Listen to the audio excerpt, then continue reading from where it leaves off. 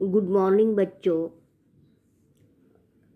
हमारा दूसरा सत्र शुरू हो रहा है और दूसरे सत्र में हमारा विज्ञान का 9वां पाठ शुरू हो रहा है।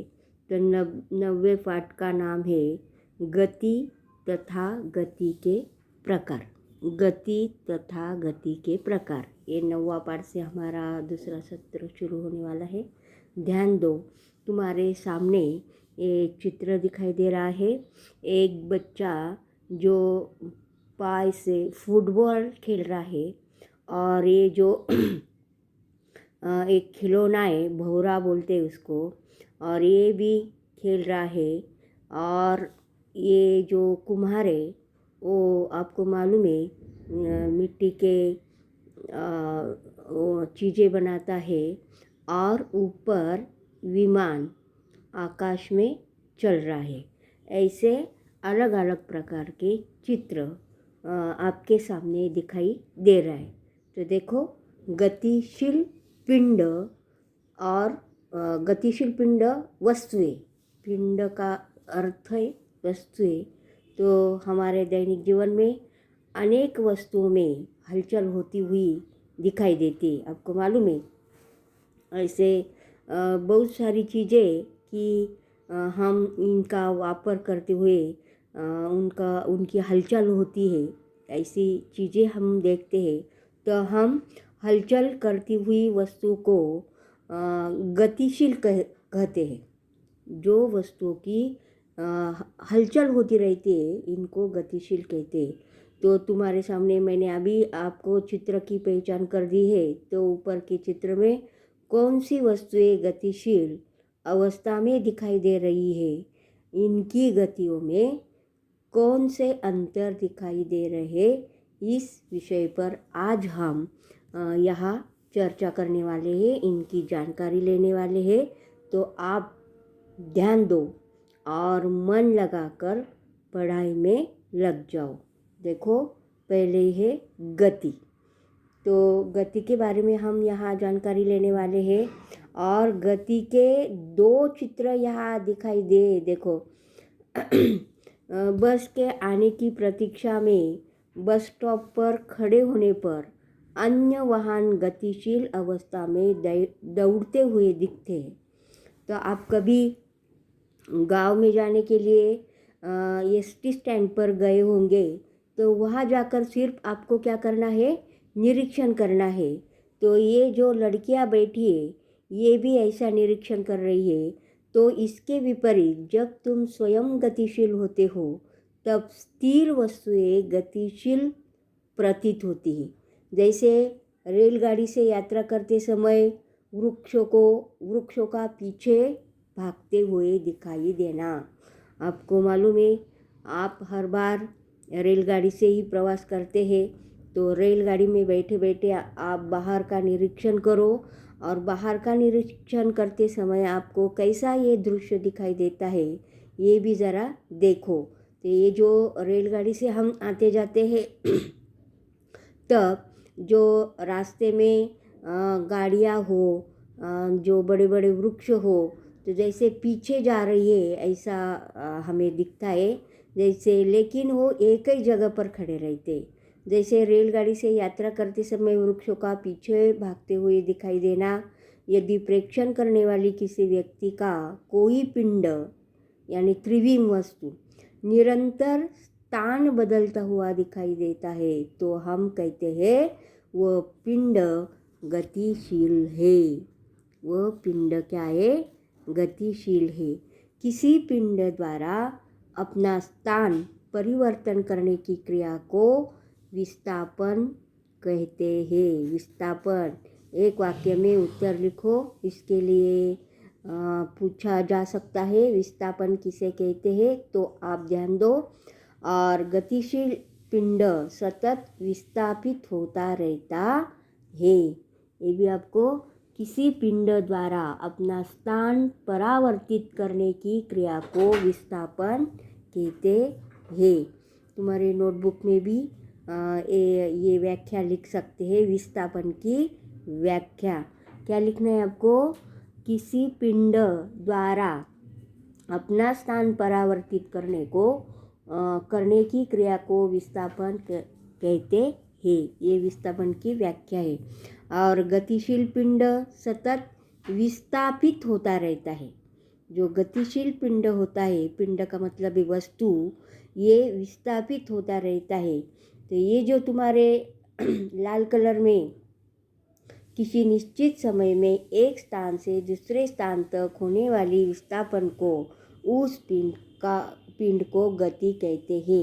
ये भी लिखो, गति की व्याख्या है, एक वाक्य में लिखो, इसके लिए आ सकता है। गति किसे कहते हैं? तो किसी निश्चित समय में एक स्थान से दूसरे स्थान तक होने वाली विस्थापन को उस पिंड की गति कहते हैं।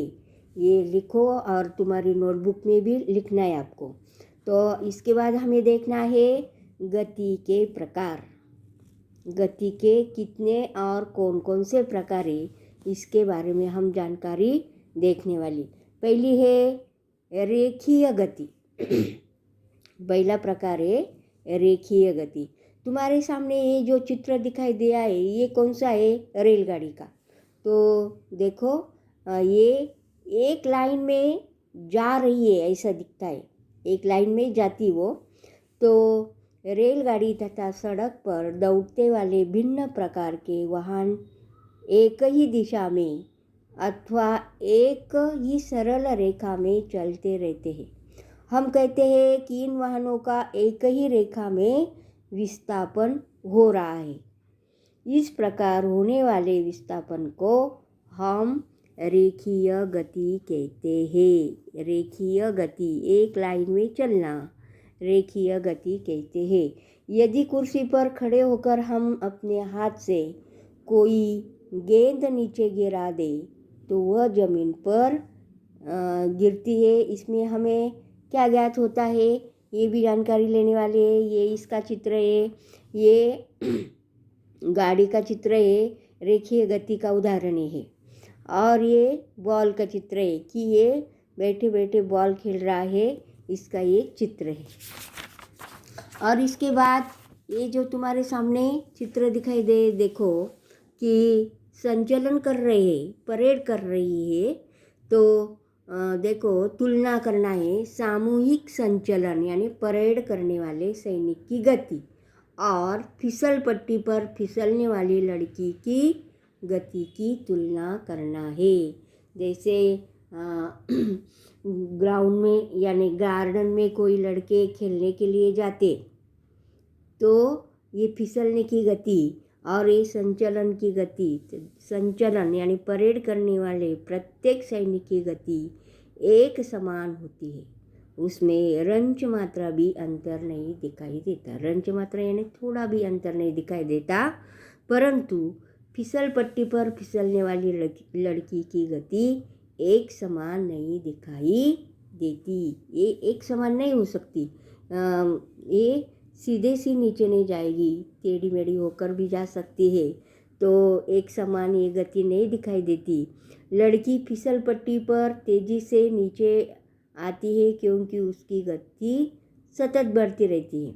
सैनिकों को संचलन की गति एक समान रेखीय गति है क्योंकि उसकी गति में किसी भी प्रकार का परिवर्तन नहीं होता। फिसल पट्टी पर फिसलने वाले लड़की की गति असमान रेखीय गति है। असमान और समान दोनों विरुद्ध है, समान और असमान। तो क्योंकि इसमें सतत परिवर्तन होता रहता है, ऐसे गति के दो प्रकार है। यह हमने आज क्या पढ़ा है? गति के दो प्रकार। कौन कौन से गति के दो प्रकार? एक समान गति और असमान गति। ऐसे गति के दो प्रकार है। नीचे दिया है देखो, एक समान रेखीय गति और दूसरा है असमान रेखीय गति। एक समान रेखीय गति में देखो, यदि प्रत्येक इकाई यानी एकांक समय में पिंड द्वारा तय की गई दूरी निरंतर समान हो तो पिंड की गति को एक समान रेखीय गति कहते हैं। तुम्हारे नोटबुक में ये भी आपको लिखना है। रेखीय गति, एक समान गति।